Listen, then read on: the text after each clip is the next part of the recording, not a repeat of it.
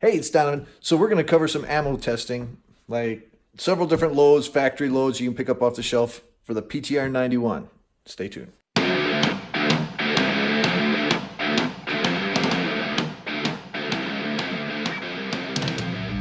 All right, so it's December in Kentucky. It was raining. It's like 50 some freaking degrees, but otherwise it's a gorgeous day in December. So I had to get out to the range and do some shooting. So this is what we decided to do. So I've been collecting different brands of ammo over the past year and a half, a box here and there whenever I could. And we tested 9 different loads. We, meaning me, I tested 9 different loads today. The thought process was this. I was going to take a completely ridiculous scope for this weapon and really high magnification and try and eliminate me as much as I could. So what I did was I took my 8-year-old daughter's Abra Auto Bench Rest Association gun, and I took her Vortex Viper 6.5 to 20 power scope off of her gun that she uses for 22 competition and put it on here. As you can see, it is ridiculous. This is not a good scope for this gun. And here's why. Let me flip you around. You see the scope is mounted really far back and be like, hey, why don't you fix that? Well, I couldn't, because the charging handle, in order to lock it back to the rear, is right there, and it's right at the front of the objective. So that's as far forward as I could get it comfortably. So that was not ideal. That definitely put me in a weird position back here when I was behind the scope. So I'm not trying to make excuses, but that wasn't ideal and I was not comfortable. But I am not a precision shooter. I have a lot of work to do. I haven't done a whole lot of 100 to 300 yard shooting since I left the military in, 2000? So it's been 18 years since I really did any amount of that. So what else does this gun have to help make this a little bit easier? So we talked about the scope. Inside back here, there's actually the enhanced buffer that I got from triggerwork.net, Mr. Bill Springfield. I have another video on that. Up front is the Precision Armament muzzle brake, the M472. That is nasty, let me tell you, but it really works. It is amazing how much that works. And finally, inside here, we have a triggerwork.net. Mr. Bill Springfield again has done his magic, and that is approximately 5 to 5.5 pound trigger pull. It is crazy how good it is. Compared to, these things are, yeah, they're clones. This is a PTR, it's a clone, but it's a clone of a military service rifle, and on purpose, those things are 10, 12 pounds. Lots of creep, lots of over travel. Bill removes it all, so I highly recommend it if you're trying to get the most accuracy out of these guns. All right, so if we start looking at some of the targets I shot, here we have the target for the Aussie, the Australian Outback 308 Winchester, 165 grain Sierra Game Kings. I got these at Cabela's, obviously a hunting load, but wow. So I did take some notes while I was shooting, and one of the things I noted about these things, they were a little bit hotter. They seemed to recoil a little bit more than some of the other loads did, but this is what we got. Holy crap. So even though they did recoil more than the other loads, that's a double. Even though I have a dot here in the center, my point of aim was always at the transition right at the 12 o'clock position between the red and black on all of these. That's where I was aiming. These guys shot down here, but here you can see we have a 1.3 inch 5-shot group. Through the course of here, I'm going to show a 4-shot and a 5-shot. The testing mentality here and process was 5-shot groups. Yes, I know that's not ideal, but I'm doing this on my own. Those are expensive rounds. So 5-shot groups, and then I would let the barrel cool down for 5 minutes between each group. So you're going to see a trend here. There always seems to be at least one flyer, and so that's why we're doing the 5-shot and the 4-shot groups. But 4-shot group came down to 1.1 inches, and Australian Outback posted a 1.3. These battle rifles, everybody talks about how inaccurate they are and how horrible they are. Okay, yeah. So that's the Australian Outback stuff. Next up, we're doing the American Eagles.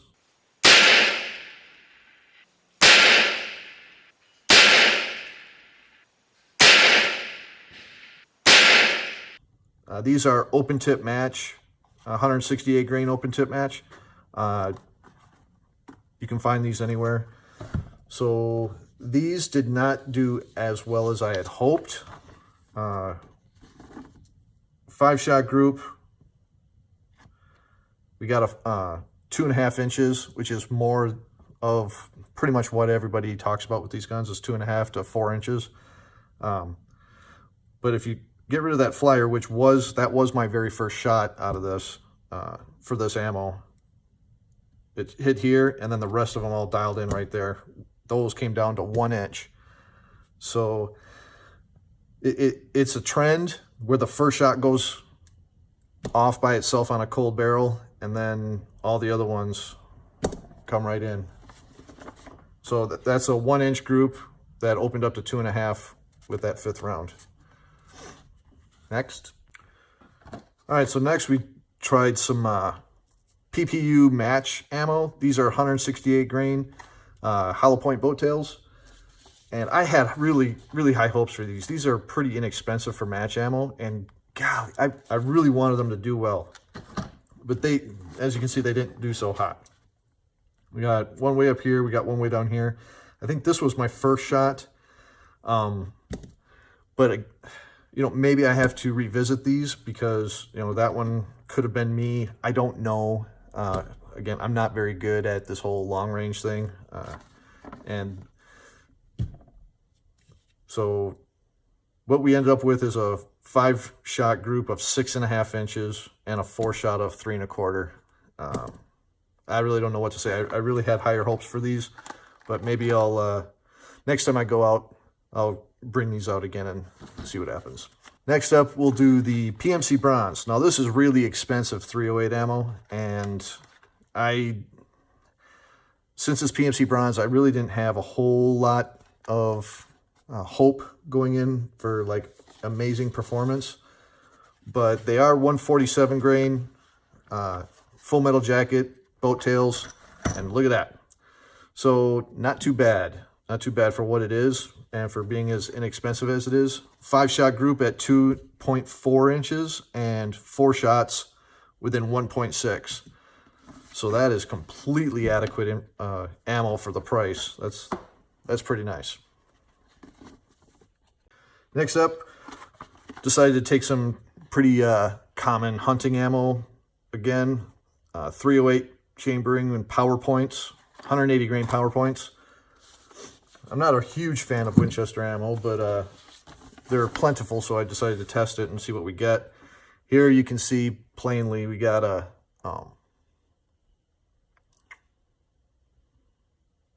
1.6 inches at the 4-shot. This little grouping right here, and that flyer. Again, that was my first round out on this group. I did take some additional notes on this.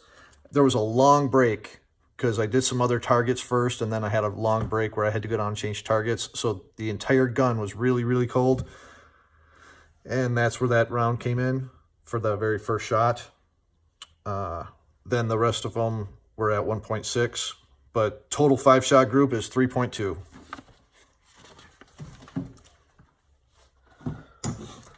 Then I tried out some SSA by Nosler. These are 308 chambering, 175 grain hollow points, the boat tail hollow points.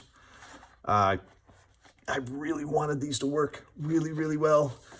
I really wanted to tell my wife I needed to invest in a bunch of Nosler ammo, but pretty standard stuff. Again, first shot low, 2.7 inches for the 5-shot, then everything stayed right up there grouped up in 1.5 inches. All right, so these next three are kind of the more budget ammo stuff, kind of the stuff that you can pick up anywhere.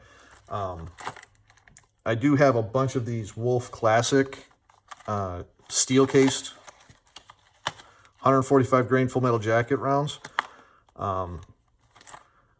So these are what I use to sight in when I have, you know, new optics put on, because they're not so nice and cheap. I think I got these for like from Brownells on sale at one point for like $6-7, something like that. But how did they do? Not bad. So these posted really nice. They got a 2.2 inch 5-shot group, and the 4-shot group came down to 4 inches. There's not a distinctive flyer in this case, so that basically tells me this stuff is generally going to be a little bit more sporadic and erratic in its performance. But I will say that during my sight-in process, I did have some groups that were much worse than this, and I had some groups that were within 1 inch. So it's weird. This stuff is not consistent at all. But for the purposes of this video, I only shot one 5-shot group per ammo once I went up to the 300-yard range, and all of these things were done at 100 yards. But I changed positions, and this is the only group of this ammo that I shot for this video. So that's what it is. Then we have some Federal XM80 CLs.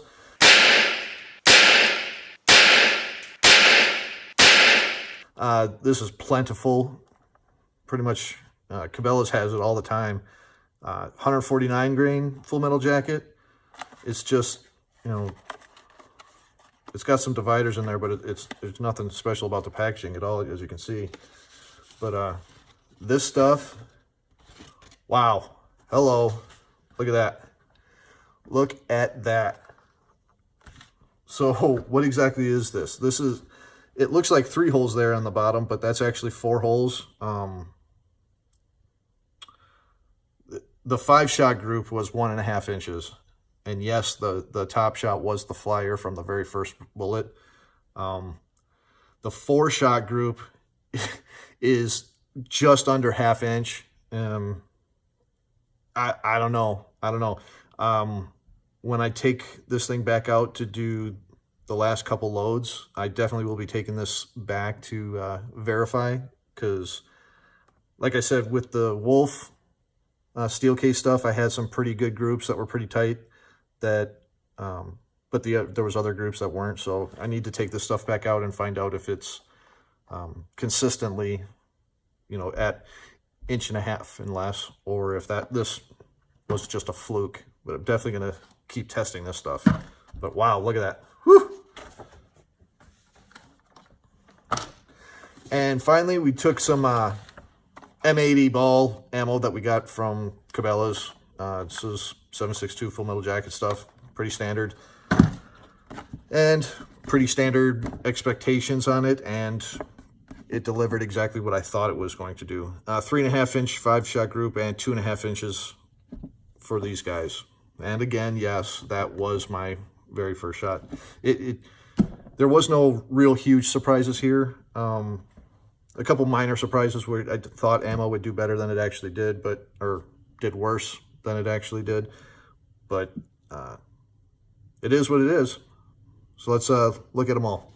Okay, so what all does this come out to be here? Well, we can definitely see a majority of the 150 grain or less actually had better performance, except for that Australian Outback ammo, which was 165 grains and posted the best, or the second best groupings for this outing. But it appears like a majority of the more open groups are the heavier bullets. So does this gun prefer the lighter ammo? I don't know. That's what it looks like to me. Aside from the PPU stuff, which was 145, 149, something like that. But it's M80 ball, and it didn't like that gun or this gun at all. This gun didn't like that ammo. Average 4-shot group with all the ammo was 1.9, and the average 5-shot for all the ammo was 2.7. If you throw out the highest or the smallest and the largest group for both sides, that drops down to 1.8 and 2.4. Pretty much what you expect out of this gun. It's a 2-minute gun. It is a battle rifle. It's not a sniper rifle. It is what it is. I don't think anybody expects this thing to be sub-MOA with every single type of ammo. I don't know anybody that really expects every gun to be sub-MOA with every type of ammo. So pretty much what it is. So what's next? Well, there are a few more loads that I want to test because I bought them and I want to shoot them. And of course we need to verify a couple loads out here anyway. So as we mentioned, we are going to try this again since this was the winner for today. We want to try that again to find out if that was just a fluke group or whether it's actually going to perform like that all the time. Because if so, wow, I'm going to buy a lot of this. I kind of want to shoot this again.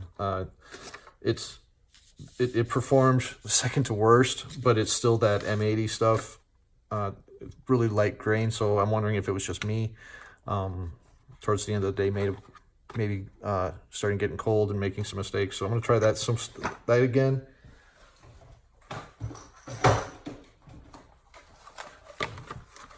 We want to try these two. These are a staple amongst a lot of people for shooting, so we're going to give it a go. 168 grain boat tail hollow point, 168 grain Sarah Match Cane boat tail hollow point. So I want to know what this gun will do with these 2 rounds. And since we're going to test out those match ammo, I want to bring the PPU match back out and give it a fair shake. So it'll be interesting to see how all of these are 168 grains. It'll be interesting to see how these all perform together. And then I want to give these 2 a go and see how that works out. So hopefully I'll have another video about these guns, about this gun and this ammo in the next couple weeks. I don't know when I'm going to get back to the range. We'll see. But thanks for watching. See you next time. Out.